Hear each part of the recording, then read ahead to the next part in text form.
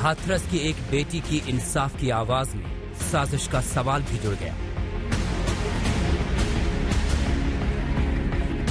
योगी सरकार ने सोमवार सुबह दंगा भड़काने की साजिश का खुलासा किया और शाम होते होते इनसे जुड़े 4 आरोपी गिरफ्तार भी कर लिए गए।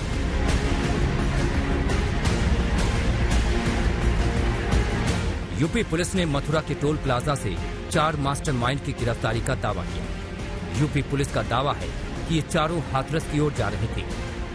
पुलिस के मुताबिक चारों का संबंध पॉपुलर फ्रंट ऑफ इंडिया यानी पीएफआई और उसके सहयोगी संगठन कैंपस फ्रंट ऑफ इंडिया यानी सीएफआई से है।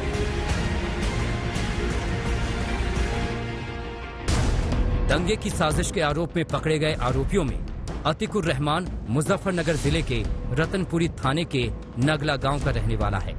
सिद्दीकी मल्लापुरम के बेंगारा का रहने वाला है। मसूद अहमद बहराइच जिले के जरवल का रहने वाला है और आलम रामपुर के घेर फतेह खान गांव का रहने वाला है। इन चारों आरोपियों के पास से मोबाइल, लैपटॉप और माहौल बिगाड़ने वाले संदिग्ध साहित्य बरामद हुए। अदालत ने इनको 14 दिन के लिए जेल में भेज दिया है। न सिर्फ आपत्तिजनक सामग्री, न सिर्फ पोस्टर, बल्कि एक बड़ी फंडिंग की तैयारी थी और हाथरस में जस्टिस के नाम पर पैसे उगाही की भी कोशिश चल रही थी।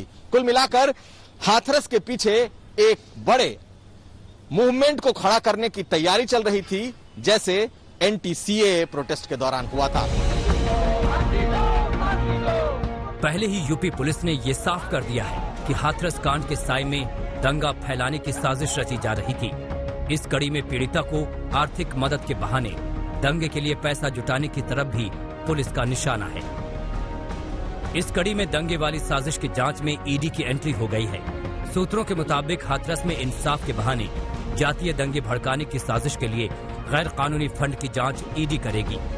ईडी जल्द ही इस मामले में मनी लॉन्ड्रिंग का केस दायर कर सकती है। सरकार ने दावा किया है कि हाथरस तो महज एक बहाना था, बल्कि उसका असली मकसद हाथरस के नाम पर दंगा फैलाना था और बाकायदा सुरक्षा एजेंसियों ने इस बारे में जब तहकीकात की तो कई अहम चीजें हाथ लगी हैं। 4 लोग गिरफ्तार किए गए हैं।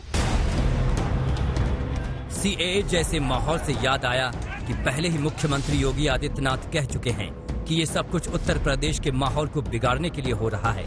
मुख्यमंत्री योगी आदित्यनाथ ने 2 दिन में 2 बार अपने इस दावे को दोहराया कि अगर साजिश कामयाब हो जाती तो यूपी जल उठता। देश में भी और प्रदेश में भी दंगा, जातीय दंगा भड़काना चाहते हैं, सांप्रदायिक दंगा भड़काना चाहते हैं।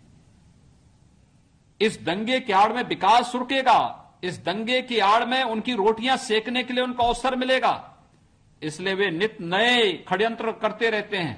कैसे कोई समाज विरोधी तत्व, कैसे कोई राष्ट्रद्रोही तत्व इन सब चीजों को स्वीकार कर सकता है? क्योंकि उन्हें तो जर्जर यूपी चाहिए था, दंगाग्रस्त यूपी चाहिए था, अराजक यूपी चाहिए था। अब उनकी मनसाएं पूरी नहीं हो रही तो षड्यंत्र रचने में लगे हैं। जस्टिस फॉर हाथरस के नाम से बनी वेबसाइट का कच्चा चिट्ठा सामने आ गया है। हिंसा की साजिश के पीछे जिनका दिमाग था, उन्होंने वेबसाइट पर यहां तक जिक्र किया था कि जहां दंगा करना हो उस जगह की पहचान करें, जरूरत पड़ने पर छिपने की जगह को भी पहचानें, पुलिस की बर्बरता का वीडियो बनाएं, N95 मास्क का इस्तेमाल करें, सोशल मीडिया पर अपनी रिकॉर्डिंग नहीं डालें, अपने लोकेशन का जिक्र कहीं नहीं करें, कोई डिजिटल सबूत ना छोड़ें, आंसू गैस से बचने में एक दूसरे की मदद करें, कॉन्टैक्ट लेंस न लगे, केमिकल से खतरा हो सकता है, ज्वेलरी टाई न पहने, आसानी से पकड़ में आ सकते हैं। वेबसाइट के जरिए हिंसा की साजिश का खुलासा हुआ तो सुरक्षा एजेंसियां तुरंत एक्शन में आ गई, शिकंजा कसना शुरू हो गया। हाथरस कांड में इंसाफ के नाम पर साजिश के जो सबूत मिले हैं उनको 3 हिस्सों में बांट सकते हैं। पहला सबूत है जस्टिस फॉर हाथरस नाम की वेबसाइट। दूसरा सबूत है कि वेबसाइट में फर्जी आईडी से हजारों लोगों को जोड़ा जाना। और तीसरा सबूत है वेबसाइट पर दंगा कराने और बचने के तरीके की बात। लेकिन सरकार की इन साजिशों वाली थियरी को विपक्ष हवा में उड़ा रहा है। फौरी घटना को संज्ञान में लेकर अभियुक्तों की गिरफ्तारी करनी चाहिए। वहां सरकार इस तरह के दलील देकर बचना चाहती है और सरकार दूसरे तरफ इसको मोड़ने का प्रयास कर रही है।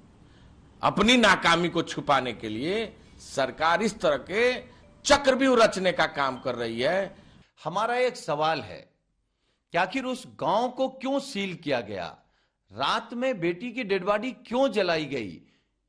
आपने ऐसा माहौल क्यों बनाया कि उस गांव में कोई परिंदा पर नहीं मार सकता था? और अगर ऐसा किया तो इसके पीछे कौन था? मुझे लगता है असली साजिश भारतीय जनता पार्टी, आरएसएस और योगी सरकार का। वेबसाइट बंद हो गई, लेकिन उसकी स्क्रीनशॉट पर साफ साफ दंगे के लिए उकसाया जा रहा है। सरकारी दावे के मुताबिक सबसे पहले तो जातीय दंगे की साजिश की तैयारी थी, जिसमें हाथरस कांड को दलित बनाम सवर्ण किया जाए।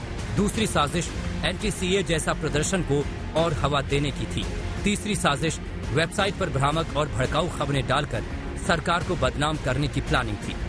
चौथी साजिश प्रधानमंत्री नरेंद्र मोदी और उत्तर प्रदेश के मुख्यमंत्री योगी आदित्यनाथ की छवि खराब करने की कोशिश थी।